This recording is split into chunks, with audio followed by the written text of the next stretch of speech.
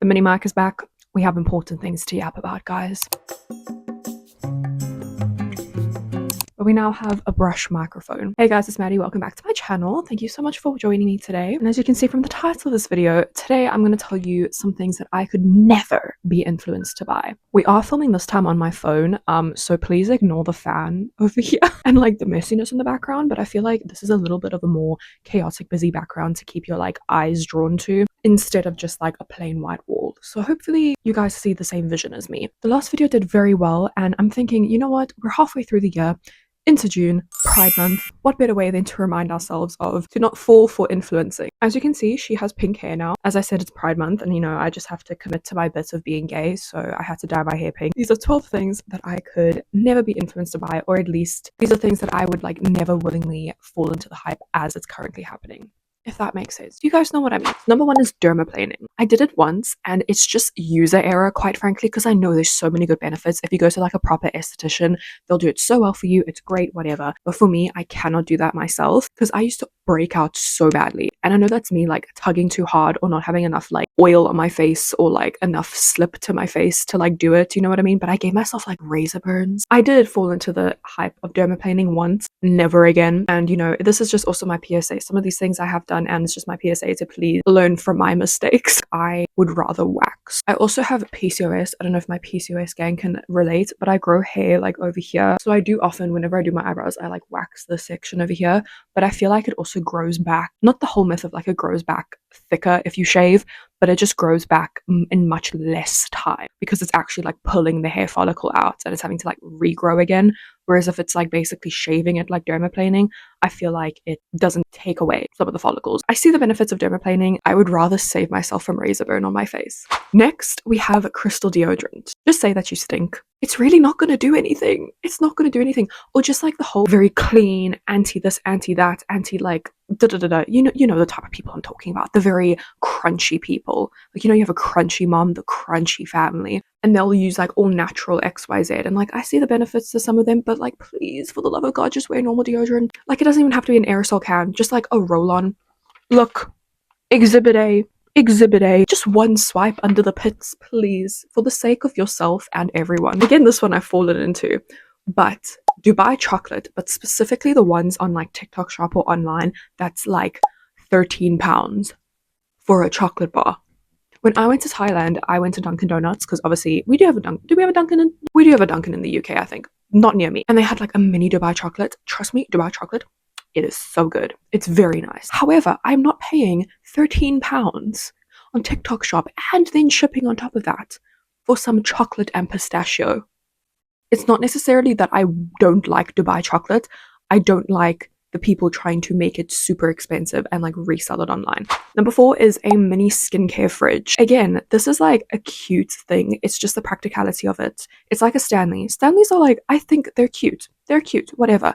But practicality, not good. We spoke about this in the last video. I know that some things prefer to be in the fridge. Like I know like Lush Fresh face masks.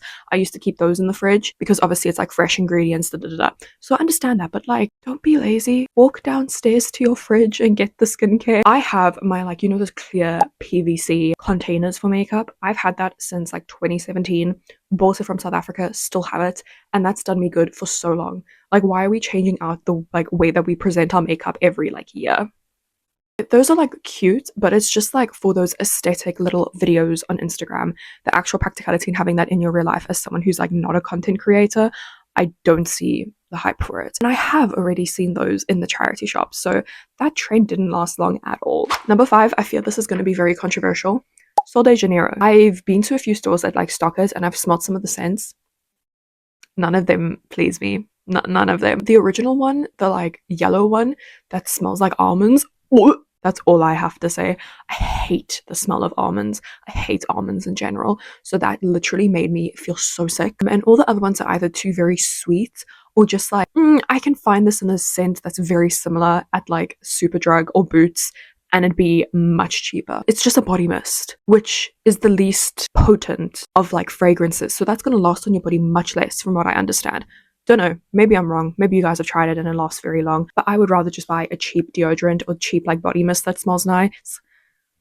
what was that? I had to like breathe halfway through. That smells nice. And like reapply a few times a day instead of like having I don't even know how expensive it is. I just know it's expensive. Body mist. Number 6, I feel this also might be controversial, Lululemon. Like I know their sizing probably won't fit me. It might do, but I'd probably go into that store and leave wanting to cry. Gym stuff, I understand. If you like rewear the same clothes, like if you have like 2 sets of gym outfits that you like wear throughout the week or whatever, depending on how long you go, like I understand investing in that, right? So like great. For lack of a better phrase, there's no like attraction to me for that.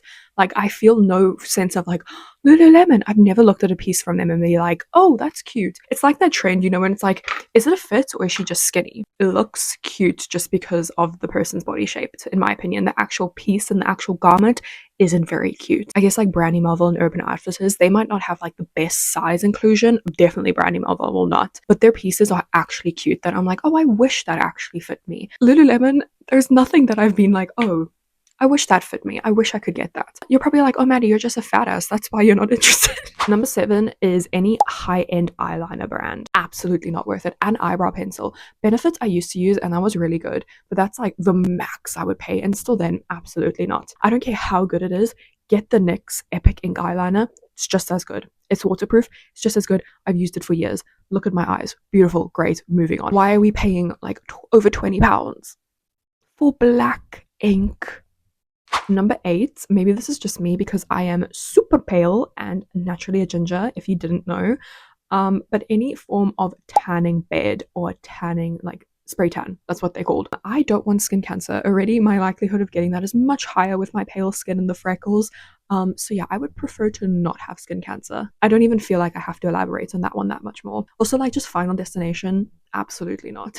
Number 9, again, I have bought into this, but never again, is like pH color changing things, because it's all the same like components and compound that just changes to the exact same color. It's not like based on your skin pH, based off your skin tone, it's going to find your perfect match. Like, it's just such a gimmick. Even like the BB cream, like changing skin foundation stuff, like there's such a cool concept, but it's just like the same thing again and again. Like it's really not worth it. And number 10, I feel like this is also gonna be a controversial one. I don't even know what they're called. They're like Charlotte Tilbury wands, like the Glowgasm wand and the blush wand and the contour wand. There's so many things that have duped that you can find such a good alternative for cheaper. I know like the bronzer, it's got like quite a weird consistency where it's actually quite sheer and blends out. Like it's dark, but it blends out much lighter and sheer. So like, okay, fine, sure. But I've tried like the e.l.f. ones and I enjoyed that. I don't actually like also the component though of the sponge. I find it very messy. I understand the fun of it, of trying it once, but I wouldn't pay Charlotte Tilbury pricing for something I could get like with a very similar vibe. Maybe not similar formula, maybe not similar colors, but like get my fix, if you would, from a much cheaper brand. Number 11, pains me to say, I feel like I'm saying this more to convince myself and make sure that I don't like go off the rails, but a Labubu. I have a story time, guys. I have a story time. I went to Thailand in January, right? And while I was walking around, there were so many people having Labubus off their bag, like actual Thai people in Bangkok and stuff like that, specifically Bangkok. And I looked at them and I used to think to myself, like, that's really weird. Like they're cute, but like, it's like, you know, your initial reaction when you saw Labubus, like, what the this is a family channel. What the flip is that? That was my reaction. Went on with my life. I saw so many of them. Then we came back from Thailand and like we arrived back the middle of February. And then like in March, Labubu started to get popular. And I was like, well, that was the first time that I'd like seen them online. And I was like, you gotta be kidding me. This is before like the whole outrage of them started. I was like, you've got to be kidding me. Like I could have got a Labubu when I was in Thailand. Obviously like the original ones for much cheaper because like the popularity wasn't there. Like it wasn't like being, you know what I mean? And now, obviously, coming to the UK, the hype then just got bigger and bigger and bigger. And then, like, the pop marts, now they've stopped selling Labubus, which is absolutely crazy because you guys are feral for them. Are they actually that cute? Do you actually want it that much? Or is it almost like a flexing symbol of, like, yeah, I have a Labubu. I won the war. You know what I mean? So, again, I wouldn't write off never. I just had to include them because it's like, my friend and I went to London the other day and we saw a fufu and I was like, oh, do I get one? And I was like, girl, absolutely touch grass. Like, do not need one. And then I saw like a meme or a TikTok video after I came home that was like me like having to reconnect with nature after considering buying a Labubu, and that's basically me buying them for a reseller or buying them like on the Pop Mart Live and having to like fight people for it. Guys, is it really that serious? Is it really that serious? It's like jelly cats. Jelly cats are still popular and still really cute, but the hype around them has died down so much. The same thing's going to happen with them, and you're going to look back and be like, what the hell was that monster I had hanging off my bag? It's the same thing as the Dubai chocolates. I'm not against the actual item, I'm against the culture surrounding it and the pricing surrounding it by like resellers online. That's basically the vibes. Finally, we have Park, Dairy Boy, or White Fox. I had to write those down because I don't even know the names of them sweatshirts. Who the hell is Park? I like watched the video, but I don't remember tons about like the actual company and stuff like that. So again, if they're great, great. If they have good messaging, if like they donate profits, whatever, great, love it, cool. But it's just like, it's not my style. And visually, like they're cute. Again, if I found one at like a thrift shop, great, I would get it, but I'm never going to spend that much money. The only time I feel like that is really understandable if it's like merch from an artist that you really, really love, then like get your sweatshirt for that price because that's merch pricing.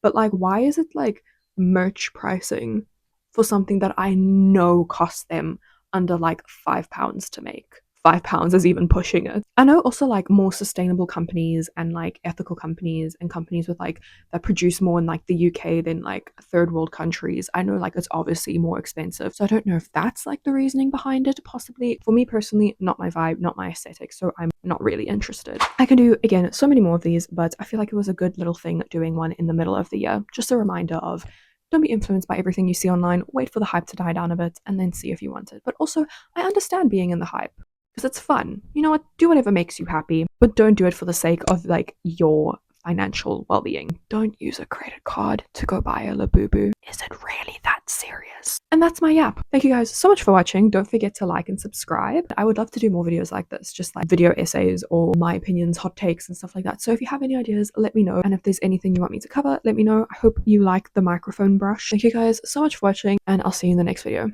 Bye guys.